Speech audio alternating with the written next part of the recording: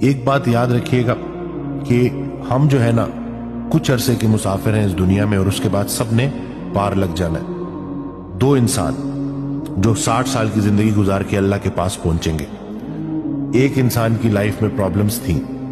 دوسرے انسان کی لائف میں پرابلمز نہیں تھی، لیکن جب وہ اللہ کے سامنے روبرو ہوں گے تو سوالات ان سے وہی پوچھے جانے کہ زندگی میں جو بھی آپ کو نعمتیں دی گئی تھی اس کا استعمال کیسے کیا گیا، اس میں لوگوں کو شریک کیا کہ نہیں کیا، جہاں مشکلات غم آئی اس پہ صبر کیا کہ نہیں کیا، میری رحمت سے نا امید تو نہیں ہوئے۔ قرآن پاک کی جو آیت ہے نا کہ میری رحمت سے نا امید نہ ہونا، وہ اسی لیے کہ اپنے حالات سے نا امید ہو جاؤ، اپنے جو ہے ارد گرد کے لوگوں سے نا امید ہو جاؤ، اللہ کی رحمت سے نا امید نہیں ہونا۔ امید جتنی بڑھے گی